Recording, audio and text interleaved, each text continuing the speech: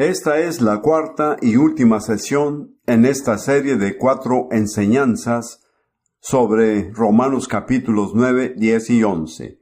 Al final de la tercera sesión habíamos empezado un poco la primera parte del capítulo 11.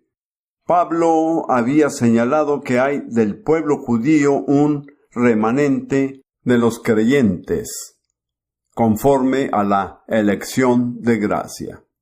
Siempre ha existido un remanente. En ninguna época han faltado judíos que han creído en Jesús como su Mesías desde el primer siglo hasta hoy. A veces ha sido un pequeño remanente. En este momento está creciendo rápidamente. Y muy pronto ya no va a ser solo un remanente. Quiero hablar un momento acerca de la palabra gracia. Predicaba una vez en una iglesia que casualmente se llamaba Iglesia Gracia. Había olvidado ese hecho. E hice esta declaración. Yo dije, casi siempre las personas que más hablan de gracia son las que menos saben acerca de ella. Por supuesto, tuve que disculparme. Pero eso es cierto en muchos casos. Los que llamaríamos fundamentalistas, evangélicos o pentecostales, hablan mucho acerca de la gracia y a veces saben muy poco acerca de ella. Ellos dicen, no estamos bajo la ley, pero están bajo su propia pequeña ley. Cada grupo tiene su propio conjunto de leyes que tiene que guardar para poder ser lo que sea que desea hacer sin entrar en detalles. La gracia es algo muy diferente. Y en este capítulo 11, hablando acerca de este remanente que existe por la gracia, Pablo dice en el versículo 6, y si por gracia ya no es por obras, de otra manera, la gracia ya no es gracia. Esto es extremadamente importante. Si puede ganarlo, no es gracia. Si lo merece, no es gracia. La gracia no se gana y no se merece. Se recibe únicamente por una vía. ¿Cuál es esa? Fe, así es. Pablo dijo, por gracia sois salvos por medio de la fe. Y luego dijo, y esto no de vosotros. Usted ni siquiera puede jactarse del hecho de tener fe, porque Dios le dio la fe, por medio de la cual recibe su gracia. Así pues, la gracia empieza donde la capacidad humana termina. Y Dios continuamente nos empuja más allá de nuestra propia capacidad para que optemos por su gracia. Si yo supiera esta noche exactamente cómo predicar este mensaje, no necesitaría la gracia de Dios, pero no sé cómo, así que dependo de la gracia de Dios. Una de las cosas más difíciles para la humanidad es depender de Dios, porque la esencia misma de la caída en el huerto fue el deseo de ser independiente de Dios, y eso se ha transmitido a cada descendiente de Adán. Y esto resulta lo más difícil de vencer.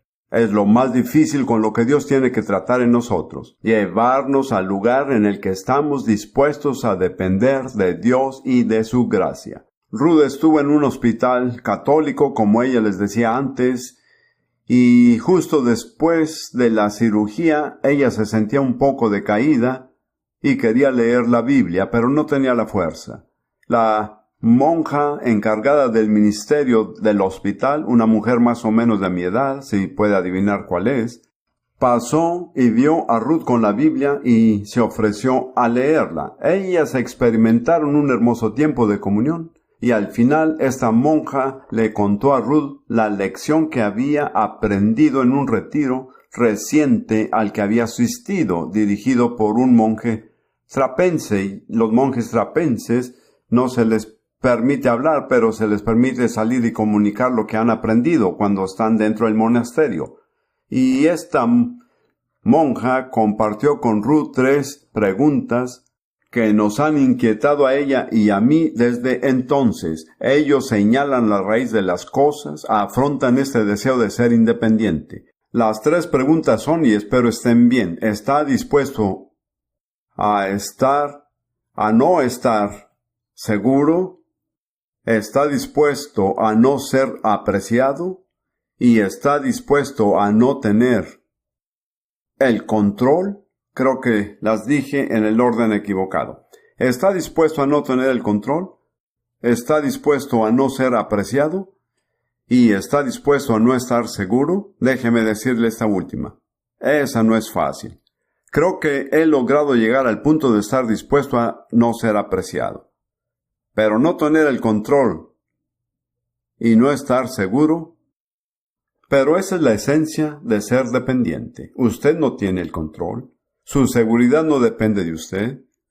Usted tiene que depender a cada instante de la gracia de Dios. Eso es gracia. Es sobrenatural.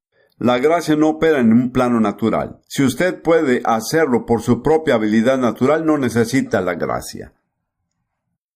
Entonces, le planteo esta pregunta. ¿Está dispuesto a aceptar la gracia de Dios bajo la condición de Dios? ¿Está dispuesto a ir más allá del nivel que puede manejar? ¿De lo que usted sabe hacer? Notará básicamente que todas las personas que fueron llamadas por Dios en la Biblia dijeron, no puedo hacerlo. Moisés, Jeremías, todos ellos. Le digo, si llega a conocer algún día a alguien que dice, yo fui llamado por Dios y sabía cómo hacerlo, no fue llamado por Dios. Porque Dios solo llama a quienes no saben cómo hacerlo y saben que no saben. Y así es como Él los lleva a depender de su gracia. Lo que generalmente ha sucedido a la iglesia es que los nuevos movimientos han empezado dependiendo de la gracia de Dios y luego se vuelven tan hábiles que pueden hacerlo sin su gracia. Y si usted puede hacerlo sin la gracia de Dios, le diré algo, lo hará sin su gracia. Él no le impone su gracia a nadie. Se recibe libremente por fe o no se recibe en absoluto. En Hebreos 4:16, no voy a detenerme allí, pero dice, acerquémonos pues confiadamente al trono de la gracia para alcanzar misericordia y hallar gracia para el oportuno socorro.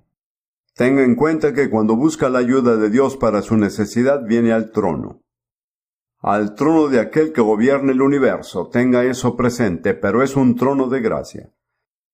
Es un trono que pone a su disposición la gracia de Dios.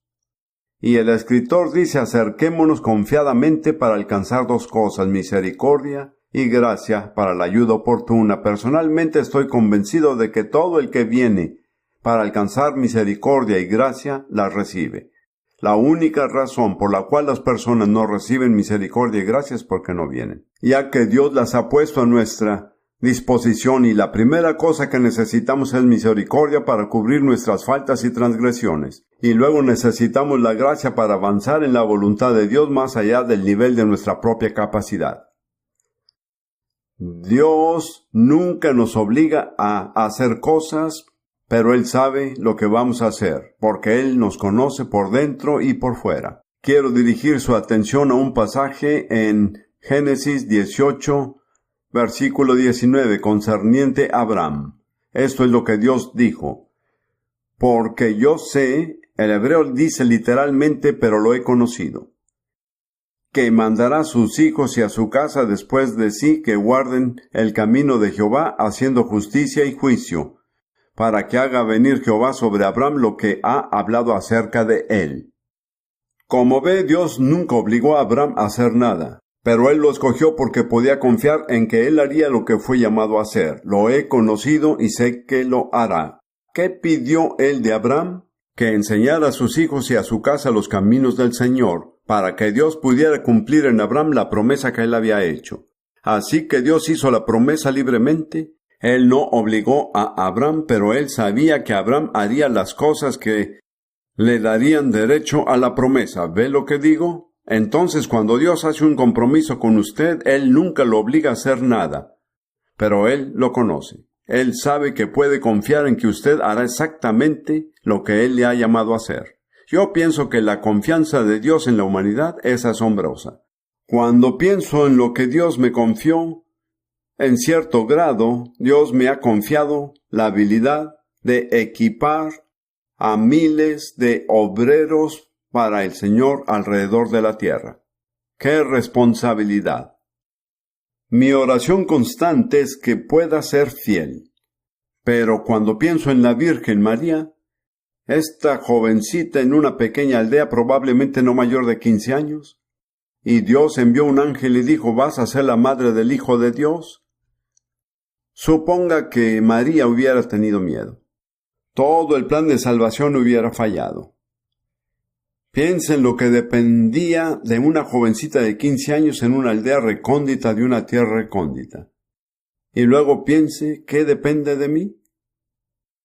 ¿Qué es lo que Dios me ha confiado? Dios nunca le ha confiado algo que Él no sepa que usted pueda hacer por su gracia. Eso fue lo que dijo acerca de Abraham: lo he conocido, Él lo hará. ¿Qué ha dicho Dios acerca de cada uno de ustedes? Lo he conocido o la he conocido, Él o ella lo hará. Ya saben, eso me motiva mucho más que una serie de reglas.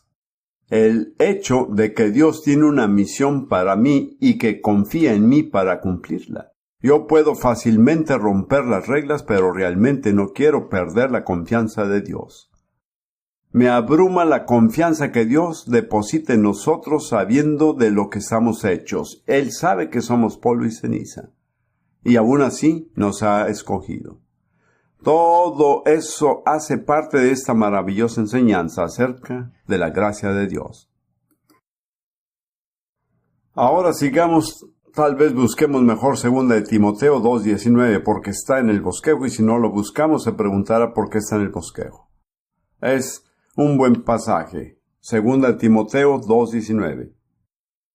Pero el fundamento de Dios está firme, teniendo este sello. Hay un doble sello en el fundamento de Dios. El primer sello es: conoce el Señor a los que son suyos. El segundo es: apártese de iniquidad todo aquel que invoca el nombre de Cristo. El segundo es fácil de entender. Si usted afirma que pertenece a Jesucristo, tiene que abstenerse de comportamientos impíos y malvados. Pero el primero es un sello secreto. El Señor conoce a los que son suyos. Nosotros no. Yo no conozco a todos los que son de Dios, tampoco usted, pero Dios sí. Y eso es lo que nos guarda, el hecho de que Dios nos conoce. Él puso su sello sobre nosotros. Muy bien, volvamos a Romanos 11 y veamos solamente versículos 7 y 8.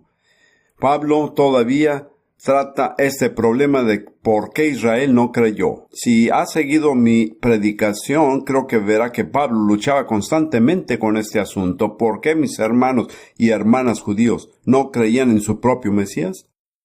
Y dijo en el versículo 7, ¿qué pues? Lo que buscaba Israel no lo ha alcanzado, pero los escogidos sí lo han alcanzado, y los demás fueron endurecidos. Aquellos que fueron escogidos en el griego significa la elección. Aquellos a quienes Dios conoció de antemano y escogió lo han alcanzado. Y el resto, él dice, fueron endurecidos. Y enseguida cita a Isaías en el versículo 8. Dios les dio espíritu de estupor, ojos con que no vean y oídos con que no oigan hasta el día de hoy. Y luego cita del Salmo de David, Salmo 69. David dice: se ha vuelto su convite en trampa y en red, en tropezadero y en retribución. Se han oscurecido sus ojos para que no vean, y agóbiales la espalda para siempre. Eso es porque endurecieron sus corazones contra Dios. Rechazaron la verdad de Dios. Y este es uno de los hechos más aterradores de la vida espiritual, que si persistimos y obstinadamente rechazamos la verdad de Dios que nos ha revelado, Dios nos quitará la capacidad de entender la verdad. Y Dios nos entregará a algún espíritu que venga con espíritu de error y engaño. Creo que ese es uno de los juicios más terribles que puede sobrevenir a quienes rechazan deliberadamente la verdad revelada de Dios. Hay 2 ejemplos de esto que aparecen aquí en el bosquejo. En 1 de Samuel 16:14, esta es la historia de Saúl, el rey de Israel que rechazó el propósito revelado de Dios y se opuso a él. Y dice acerca de él en 1 de Samuel 16:14. Versículo 14. El espíritu de Jehová se apartó de Saúl, y le atormentaba un espíritu malo de parte de Jehová. ¿Capta eso? Dios permitió que un espíritu malo tuviera acceso a Saúl porque él había rechazado la verdad. Eso es aterrador. Yo continuamente me pregunto, ¿estoy endureciéndome contra la verdad? Yo no quiero que Dios aparte de mí su espíritu y libere en su lugar a un espíritu malo. Satanás no tiene poder alguno para hacer nada que Dios no le permita hacer. Pero Dios puede permitir que Satanás libera un espíritu malo contra nosotros si persistimos en rechazar la verdad. Hay una advertencia en 2 de Tesalonicenses capítulo 2 de lo que va a suceder y que ya está sucediendo, yo creo, al final de esta era. 2 de Tesalonicenses 2, 10 al 12. Todo este capítulo es realmente acerca de la venida del anticristo y de qué manera se está preparando y qué es lo que va a hacer. Y dice en el versículo 10 y el siguiente: y con todo engaño de iniquidad para los que se pierden, por cuanto no recibieron el amor de la verdad para ser salvos. ¿No es espantoso si no recibimos el amor de la verdad? Entonces Dios tratará con nosotros y caeremos en el engaño.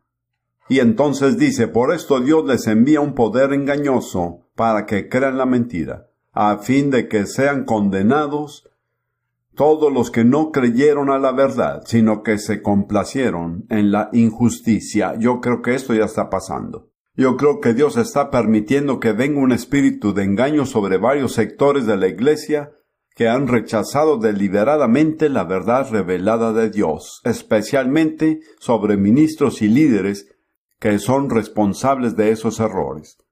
Y cuando ese espíritu engañoso viene sobre una persona, ya no puede ver la verdad y pierde la capacidad. Pero Pablo se refiere a sus propios hermanos judíos y dice: esto es lo que sucedió a mis hermanos y hermanas, porque ellos tenían a todos los profetas siglo tras siglo.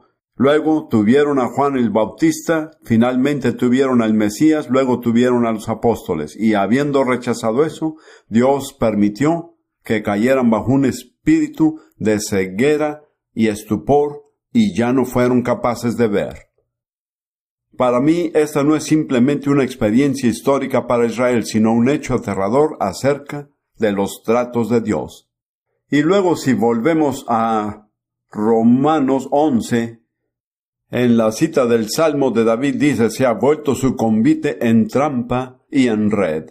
Solo quiero señalar de la historia de Josefo, la guerra de los romanos contra los judíos, que cuando los ejércitos romanos sitiaron e invadieron a Jerusalén, era la temporada de Pascua, y por lo tanto los judíos de toda la tierra se habían reunido en Jerusalén y quedaron atrapados ahí. Y lo que debía haber sido su mesa, la provisión de Dios, se convirtió en su trampa. Mire, nada más la realidad de esto. Y por supuesto Pablo escribió estas palabras antes de que eso aconteciera. Volviendo ahora a Romanos 11 y a partir del versículo 11 leeremos esto rápidamente. Digo pues, ¿han tropezado los de Israel para que cayesen? En ninguna manera. ¿Recuerda lo que respondimos a eso? No al pensamiento, así es. Pero por su transgresión vino la salvación a los gentiles para provocarles a celos. Entonces Pablo dice que ellos habían caído irremediablemente, y la respuesta: de ninguna manera, ni pensarlo. Su caída es temporal, no es permanente, pero aún así ha durado mucho tiempo. Y Pablo continúa: por esa transgresión vino la salvación a los gentiles. Ese es uno de los misterios asombrosos de Dios, que el rechazo del Mesías y su crucifixión abrió el camino para que la salvación viniera a todo el mundo gentil. Lo vemos ilustrado en dos pasajes de Mateo. Mateo 10 relata cuando Jesús envió a sus primeros apóstoles y les ordenó ir únicamente a su propio pueblo. Mateo 10, versículos 5 y siguientes. A estos 2 envió Jesús y les dio instrucciones diciendo: por camino de gentiles no vayáis, y en ciudad de samaritanos no entréis, sino id antes a las ovejas perdidas de la casa de Israel. Así que la primera comisión apostólica en el ministerio de Jesús recibieron la instrucción específica de ir solamente a los judíos. porque Dios había ordenado que el pueblo judío recibiría el primer ofrecimiento del Evangelio. Pero después de la muerte y resurrección de Jesús, justo al final del Evangelio de Mateo, en Mateo 28, Jesús revisó esas órdenes y dijo al final de Mateo, capítulo 28, versículos 18 y 19. Y Jesús se acercó y les habló diciendo: Toda potestad me es dada en el cielo y en la tierra. Por tanto, id y haced discípulos a todas las naciones, todos los gentiles. Israel recibió el primer ofrecimiento. Lo rechazaron porque de su negativa y su rechazo del Mesías, la oportunidad para la salvación se extendió a todas las demás naciones. Ellos se negaron, ellos perdieron el reino porque rechazaron al rey. Ellos querían el reino, ellos creyeron que el reino era para ellos, pero rechazaron al rey. Y esa es una lección para la iglesia. Si nosotros rechazamos al rey, perderemos el reino. El reino nos es quitado. Leamos solo Mateo 21, la parábola de los labradores malvados. Mateo 21:43. Jesús dijo esto al pueblo judío: Por tanto os digo que el reino de Dios será quitado de vosotros y será dado a gente que produzca los frutos de él. Como ve, la condición para el reino es fruto. Todo grupo que no produzca fruto pierde el reino. ¿A qué nación le fue ofrecido el reino? No fue a los Estados Unidos, ni a Inglaterra, ni a Rusia, sino a la iglesia. Una nueva nación, una nación santa, pero la iglesia solo cumple los requisitos de ser depositaria del reino siempre y cuando, ¿qué?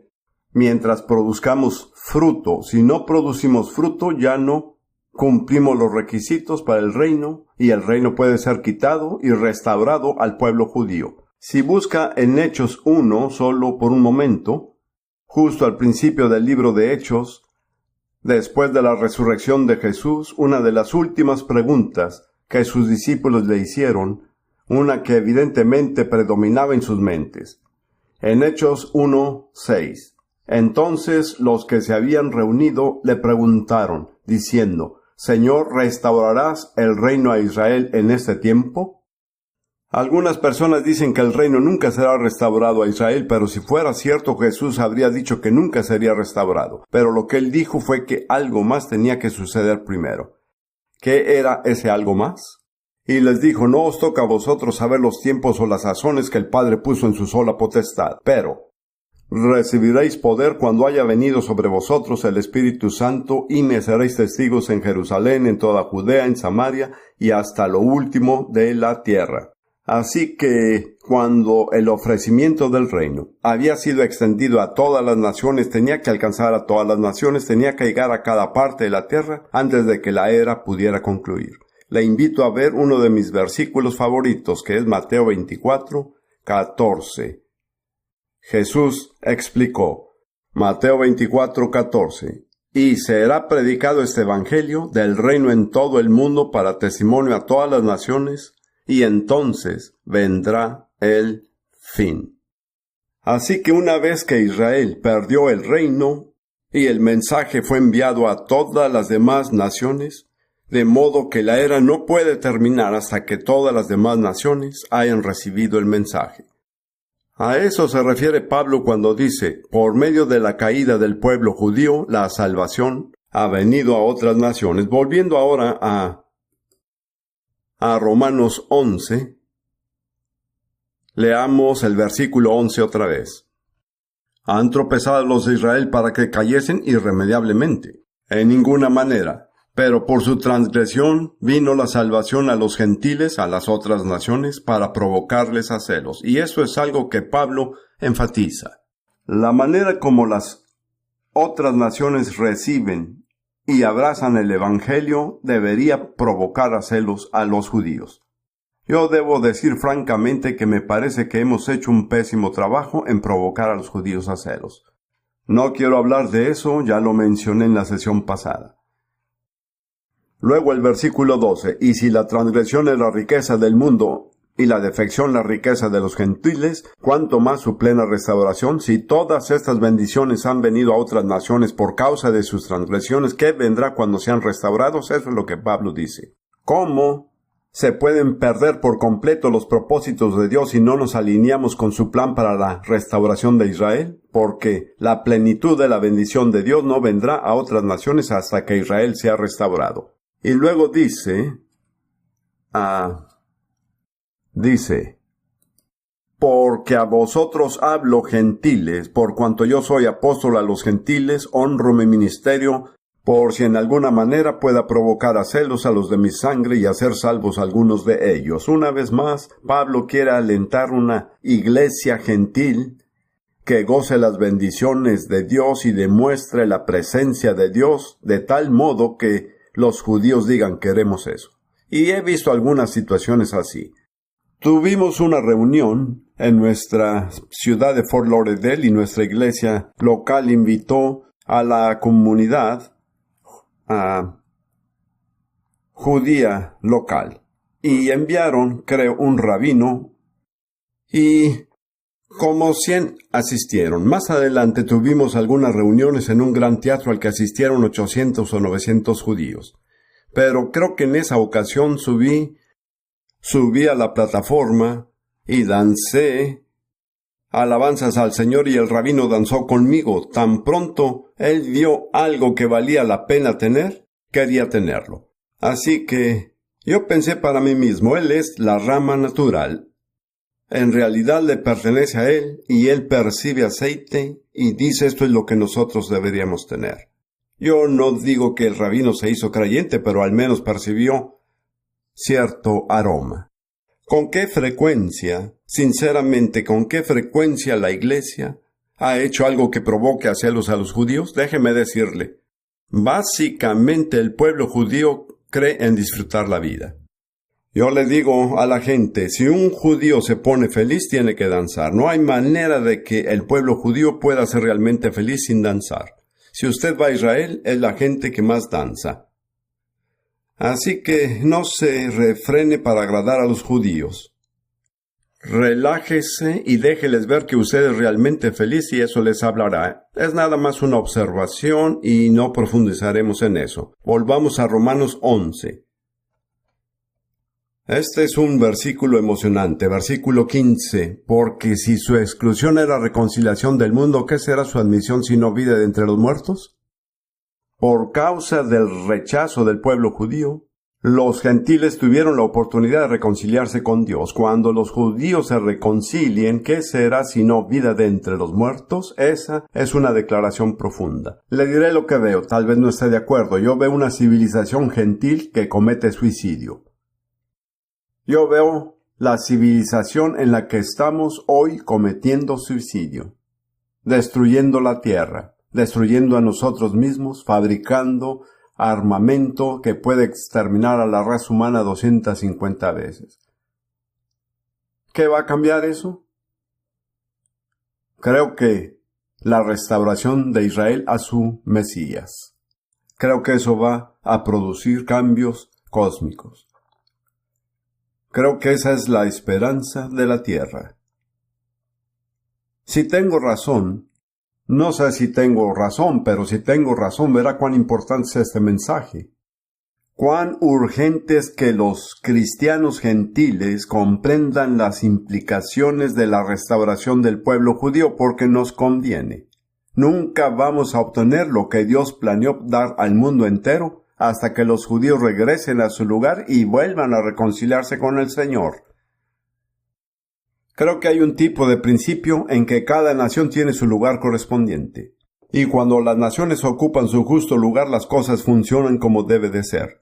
Y la primera nación con la que Dios empieza es siempre Israel. Cuando Israel regrese al lugar que le corresponde y a una relación correcta con Dios, todo lo demás sobre la tierra se resolverá. Hasta entonces habrá confusión. Esto es lo que entiendo de este pasaje. Sigamos. Después dice en el versículo 16, si las primicias son santas, también lo es la masa restante, y si la raíz es santa, también son las ramas. Esto fue tomado de las ceremonias de la ley de Moisés. Si usted dedica algo al Señor, le ofrece una porción de ello al Señor. es enteramente santo. Si una pequeña primicia del pueblo judío ha sido ofrecida al Señor, eso significa que la nación entera es santa. Puede que haya perdido su santidad, pero está allí en potencia. Y luego, Pablo dice en el versículo 17, pues si algunas de las ramas fueron desgajadas y tú siendo olivo silvestre has sido injertado en lugar de ellas, y has sido hecho participante de las raíces de la rica savia del olivo, no te jactes contra las ramas, y si te jactas, sabe que no sustentas tú a la raíz, sino la raíz a ti. Esto es muy importante en este momento. Pablo está escribiendo ahora específicamente a los creyentes de trasfondo gentil. Y él dice, recuerden que no es su árbol de olivo. El olivo es del pueblo de Dios desde Abraham, Isaac y Jacob en adelante. Ustedes no pertenecían a ese olivo, pero algunas ramas no creyeron y fueron desgajadas. Ustedes han sido injertados a ellos, pero recuerden que ustedes no sustentan el árbol los sustenta a ustedes. No sean arrogantes hacia el pueblo judío. Si miras la historia de la iglesia, especialmente en Europa, tiene que reconocer que esa instrucción se pasó por alto, porque la actitud de la iglesia, y principalmente en Europa, pero no solo ahí, ha sido de una arrogancia descontrolada hacia el pueblo judío desde alrededor del siglo V en adelante. Es lamentable que no leyeran la carta a los romanos.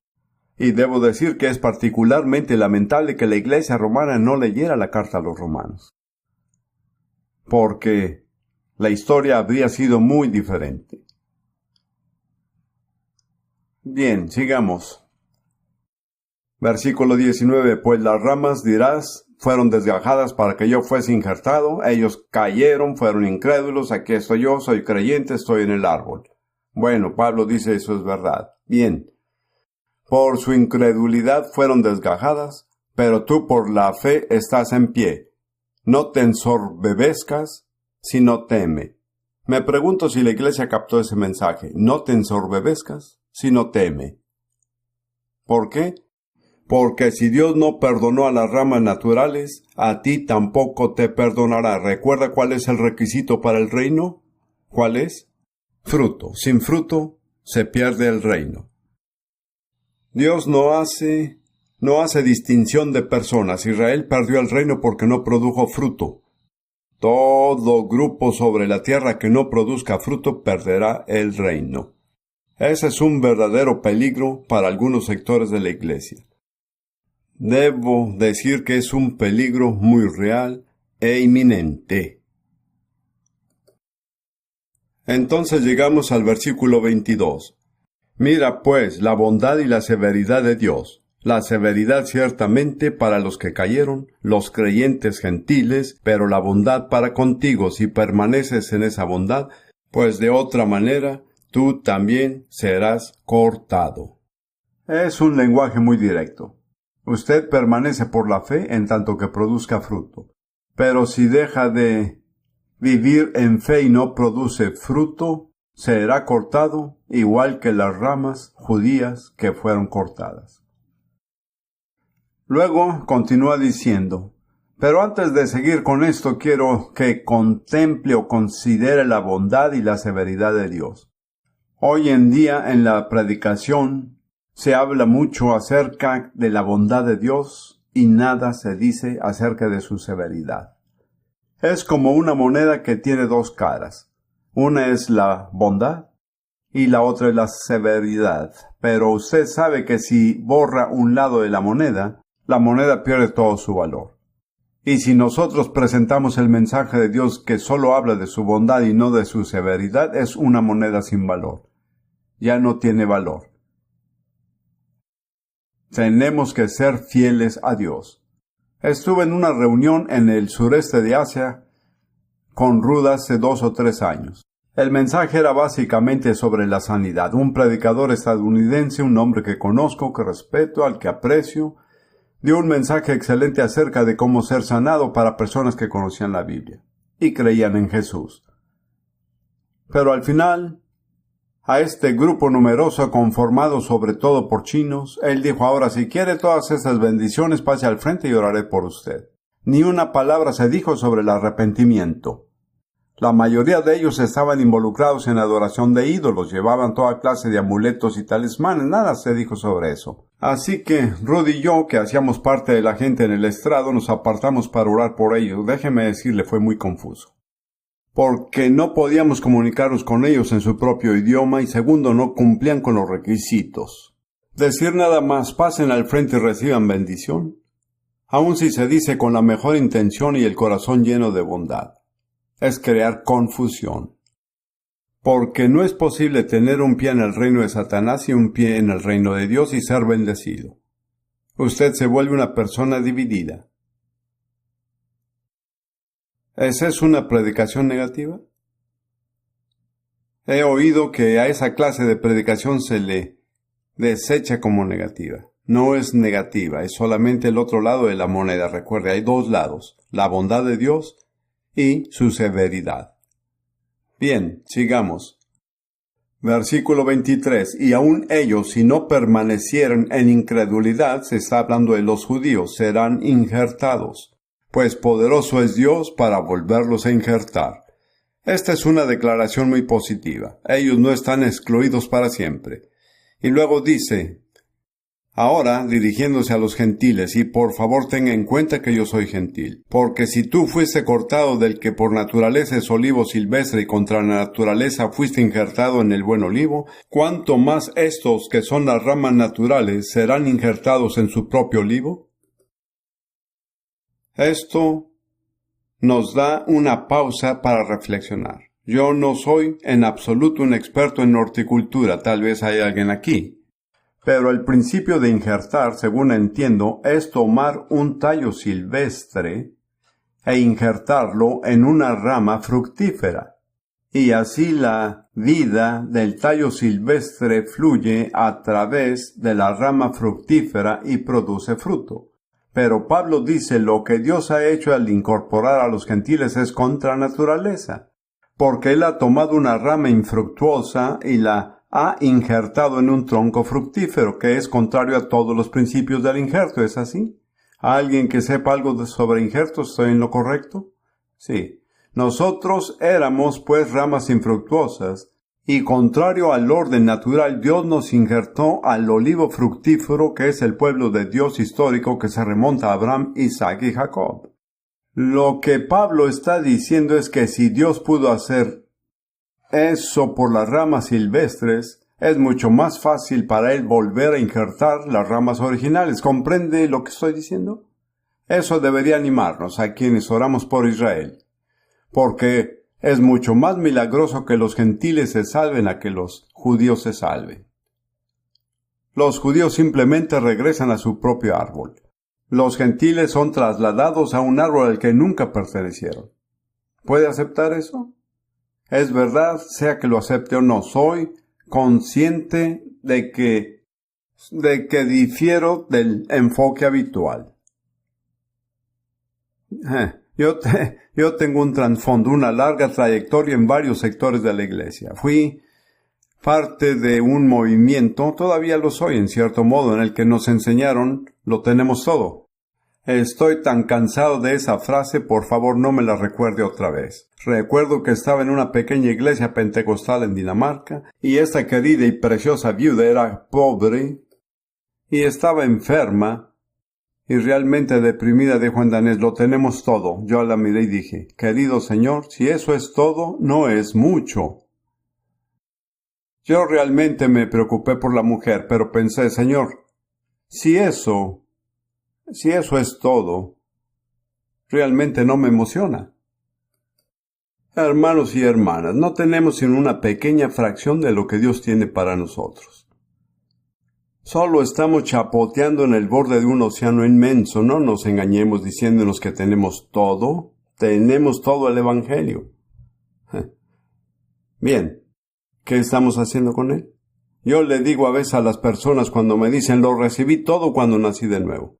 Yo digo, bueno, si lo tiene todo, ¿dónde está todo? Déjenos verlo. No nos diga más, muéstralo. Esa es una actitud muy peligrosa. Yo mismo he tenido que salirme de esto porque yo crecí en una sección particular del ministerio. Lo tenemos todo. Tenemos el Evangelio completo. Ay, Señor. Ahora pasemos a algo emocionante, que es el programa de Dios para finalizar la era. Hay varios pasajes bíblicos diferentes que tratan esto, pero aquí al final del capítulo 11 de Romanos, desde el versículo 25 en adelante, Pablo resume brevemente ciertos acontecimientos que deben tener lugar al final de la era. Él dice primero que nada en el versículo 25, porque no quiero, hermanos, que ignoréis. Esta versión dice ignorar. Algunas personas dicen, no quiero que sean hermanos ignorantes. Pero,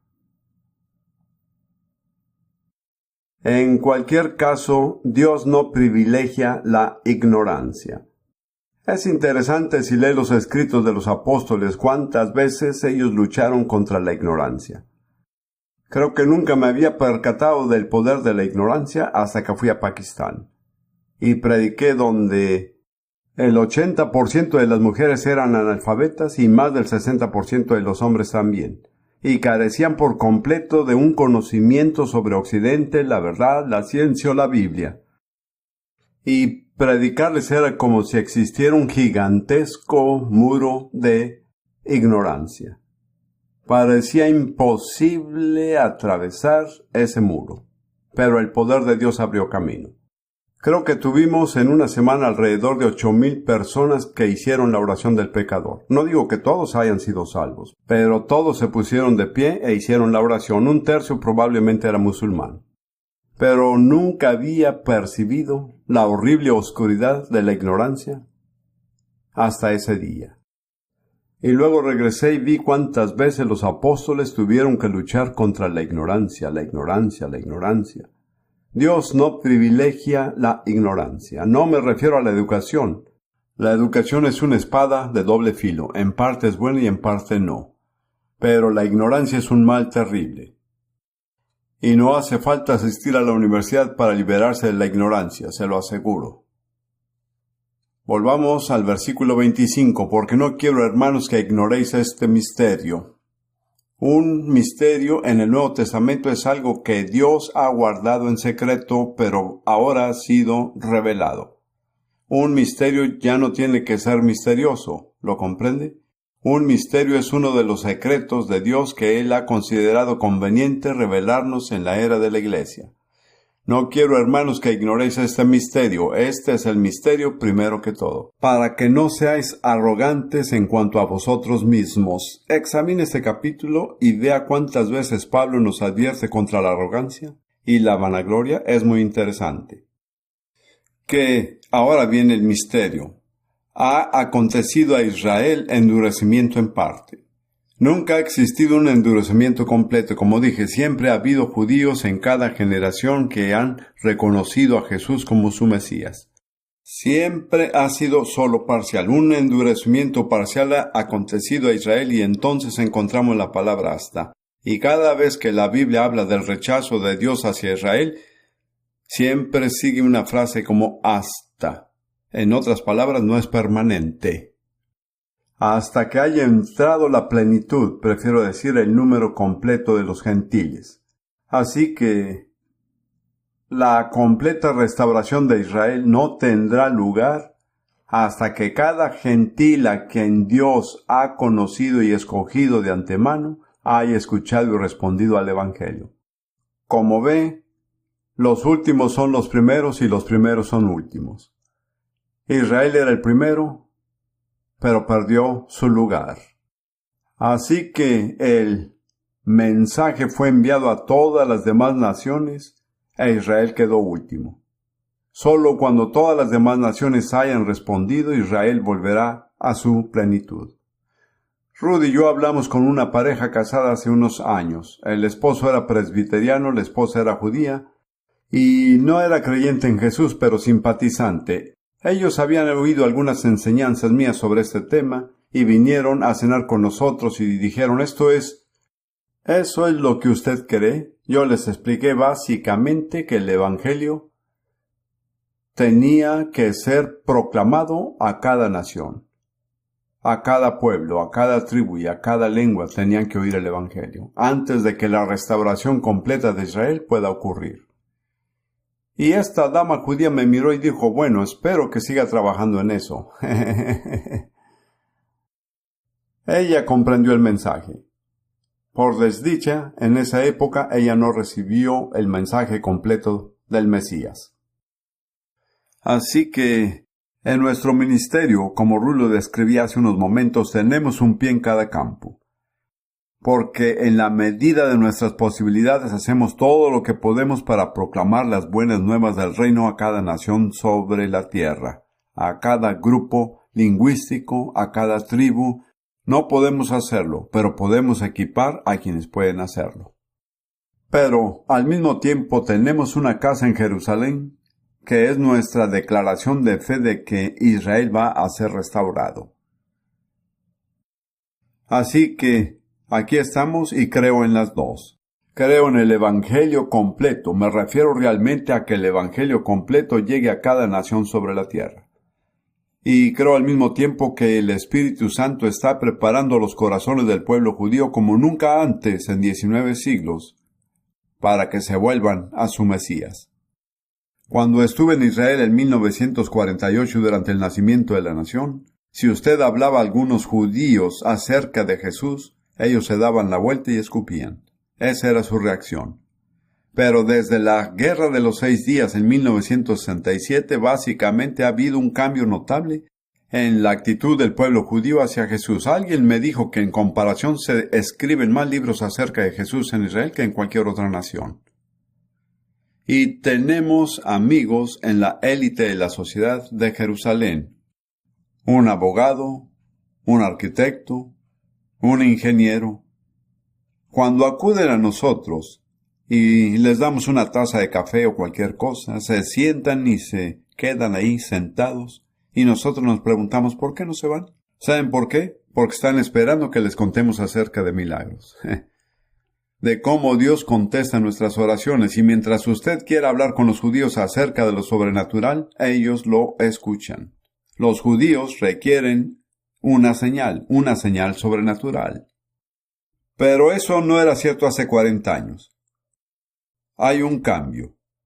Durante muchos siglos, ya sabe que la palabra hebrea para Jesús es Yeshua, y la última letra es esa A, se llama una I en hebreo. Ellos nunca escribían esa letra. Lo llamaban Yeshua. Es el Mesías gentil, Él no nos pertenece. Hoy, el nombre Yeshua se usa ampliamente entre los judíos. No puede darse cuenta de lo revolucionario que es esto hasta que se entera por cuántos siglos no había sucedido. Permítame decir esto, el Evangelio del Reino va a ser proclamado a cada nación. Jesús dijo que así sería. Él dijo, este Evangelio del Reino será proclamado a todas las naciones sobre la tierra. Si lo dijo, lo hará. Sin importar lo que el diablo diga, o los políticos digan, o lo que pontifican los expertos, será proclamado a cada nación sobre la tierra. Y al mismo tiempo, Dios está preparando el corazón del pueblo judío. Y yo personalmente creo que cuando finalmente se vuelvan, será en un solo día. Así como la nación políticamente nació en un día. La nación renacerá en un día. También personalmente creo que Jesús tendrá una entrevista personal con su pueblo judío. Si usted escucha los testimonios del pueblo judío que han encontrado al Mesías, la mayoría han venido a él mediante una revelación personal. Jesús es un poco celoso. Él dice, yo quiero el privilegio de revelarme yo mismo a mis hermanos. Yo personalmente me inclino a pensar que a partir de las profecías en Ezequiel y Oseas que va a haber un encuentro entre Jesús y el remanente judío en algún lugar, tal vez en el Negev, quién sabe. Y va a revelarse el mismo a ellos. Tal vez como José se reveló a sus hermanos. Existe el más hermoso paralelo en la historia de José. No sé si ha pensado en eso. José estaba alejado de sus hermanos, abandonado, pensaron que había muerto, él estaba en Egipto, y se volvió totalmente como un egipcio. Se vestía como un egipcio, hablaba como un egipcio, no había evidencia de que aún fuera judío. Pero a la hora de su necesidad, sus hermanos tuvieron que acudir a él y cumplir el sueño que los había enojado tantos años antes. Se inclinaron delante de él y hablaban entre sí en hebreo y no sabían que José entendía.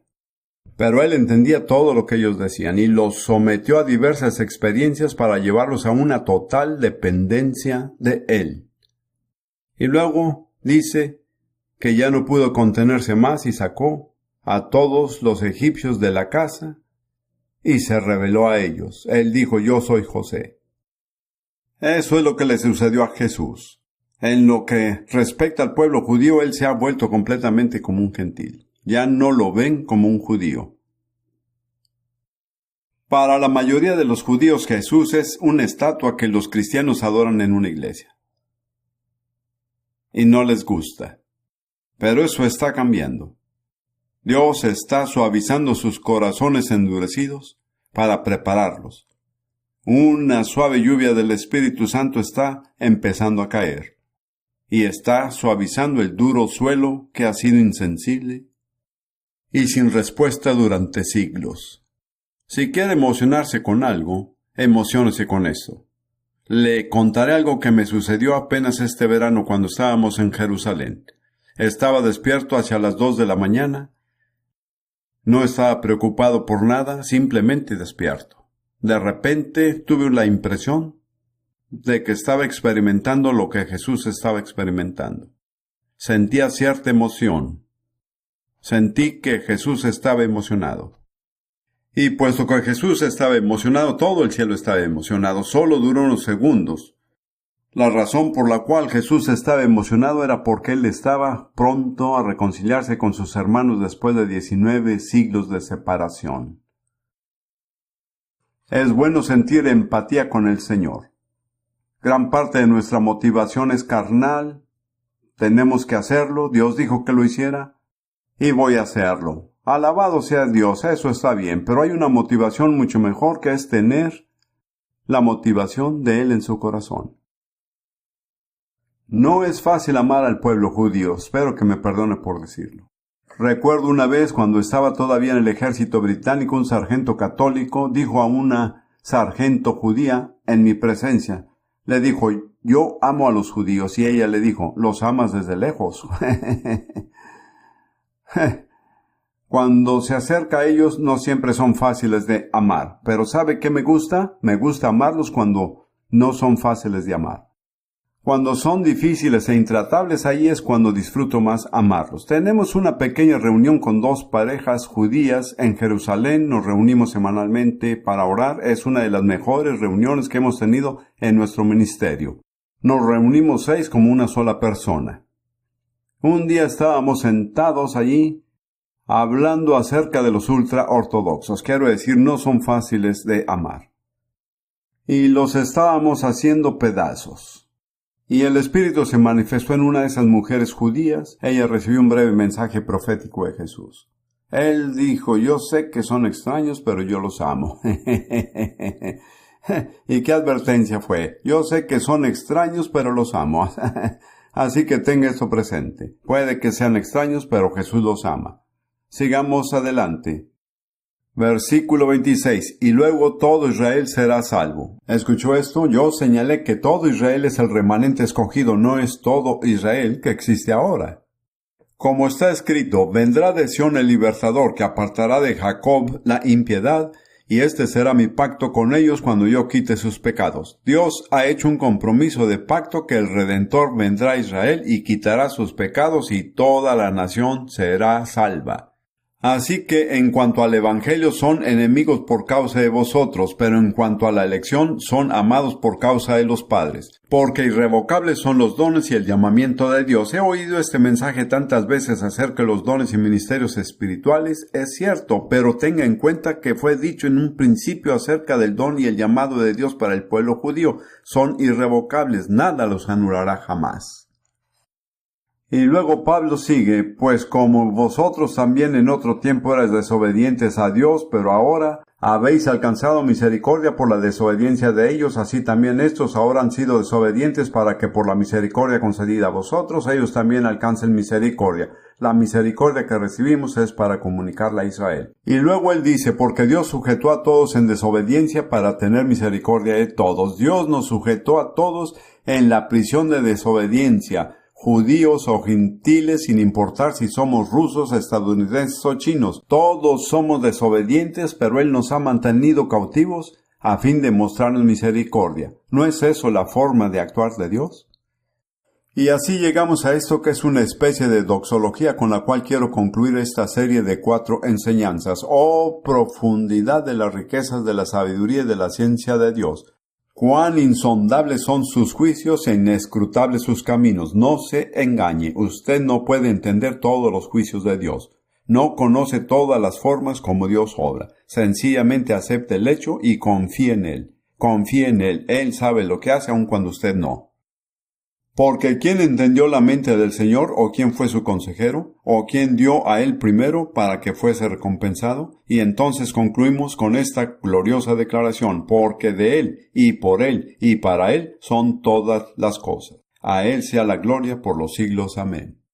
Y en Apocalipsis 21:6 Él dice, yo soy el Alfa y la Omega, el principio y el fin. Y cuando recibimos esta revelación, solo hay una respuesta que es apropiada: sencillamente adorarlo, darle la gloria que debemos a su nombre.